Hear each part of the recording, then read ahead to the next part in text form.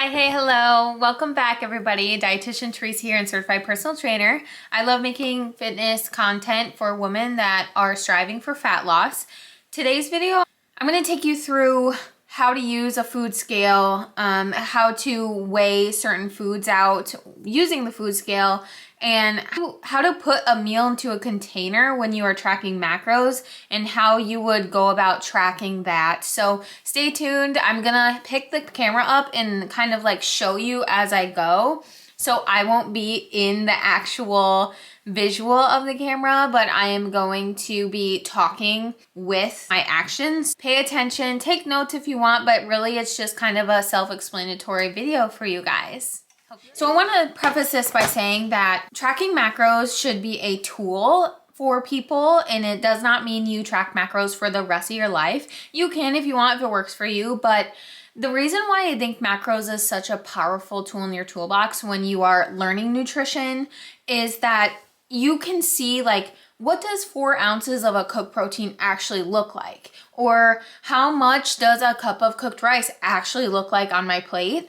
And just kind of like educating yourself as you go with macros. I always tell my clients this, please, please, please do not strive for perfection when you are measuring and weighing and just learning, because you aren't going to be perfect and it's not going to be perfect at first. Really, it never gets perfect. You just kind of like got to do the best you can, learn what are you naturally intaking first, go from there, calculating like macros with your total daily energy expenditure. And for fat loss, you know, fat loss comes down to being in a caloric deficit.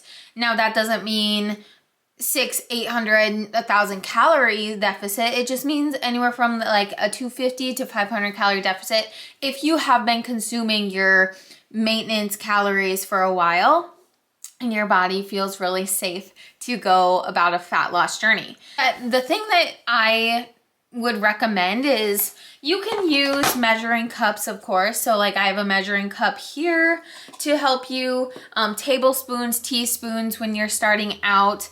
The food scale is probably the most accurate. Now, do I expect you to throw this in your purse and take it with you? Absolutely not. That's why practicing at home with the food scale to like see, okay, if I have goals for fat loss, I want to make mindful decisions when I'm out and about, but not deprive myself.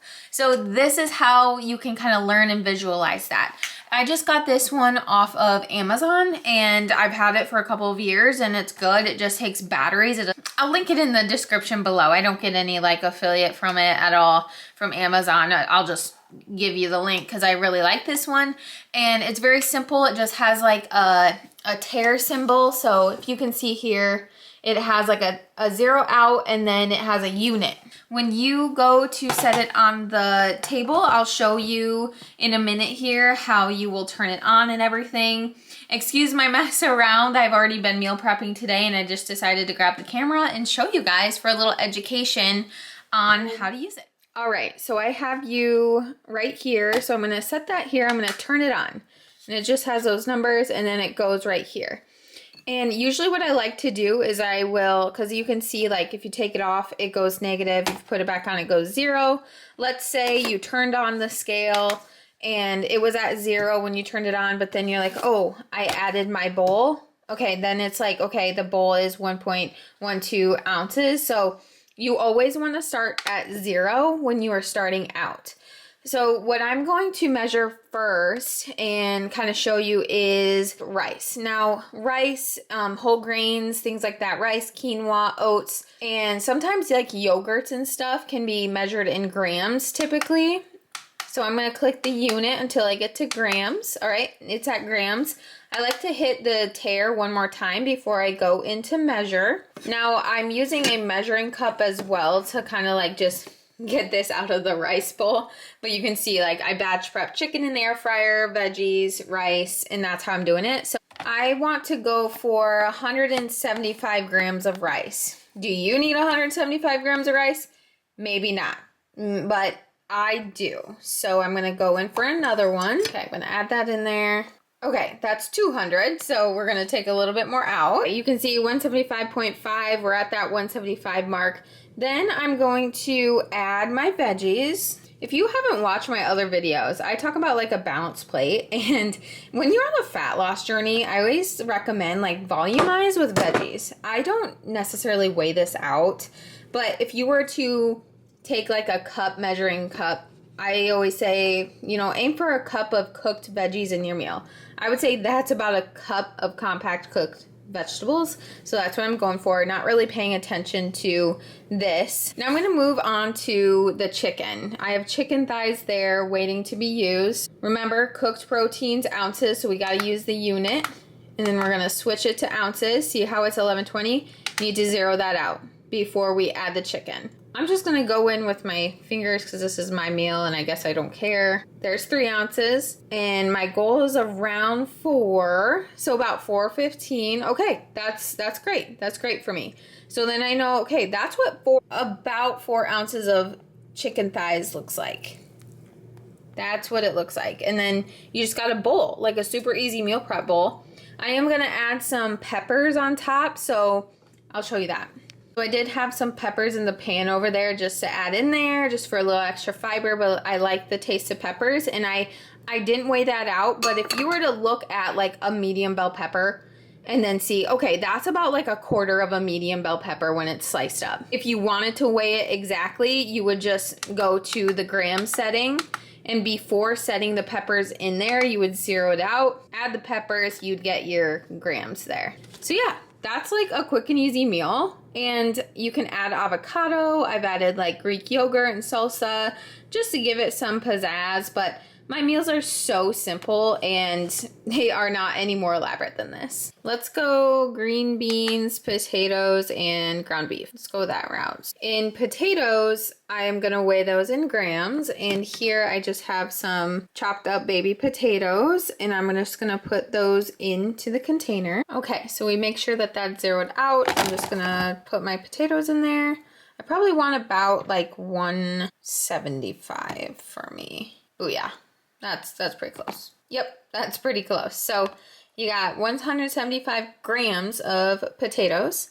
And then again, just like the other veggies that I said, like, you know, you do your guesstimate, use some common sense there. Like if you have non-starchy vegetables that are cooked, usually what I say is about 1 cup of cooked veggies. Now this is like a green bean pepper mixture. That's nothing fancy. Just throw that in there for some fiber and veggies. Then we move to the ground beef. So remember when I said like ground beef, any cooked proteins are gonna be measured in ounces. Unit, go to ounces, there you go, zero it out. Got my ground beef here, throw that on top. So you get about 4 ounces or so. Yep, perfect.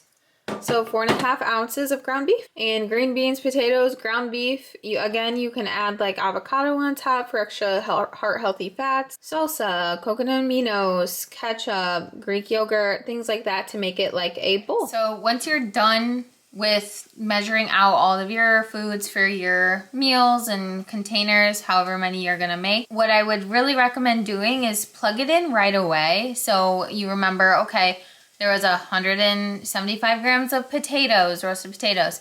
Type in the search bar. I use Chronometer. You could use MyFitnessPal, but I like Chronometer just because that's what I use. And type in 175 grams of baby potatoes. And then do about a cup of cooked green beans and about 4.5 ounces of cooked 90% lean ground beef. Remember to put cooked in the search bar when you're entering it in your app, because raw weight versus cooked weight will yield different results, especially with protein. And when you're trying to figure out what your protein intake is, you want to keep that consistent. So if you're going to weigh it raw, but I always say just weigh it cooked after you cook the protein. Same thing with the chicken thighs. I look up cooked chicken thighs. There you go.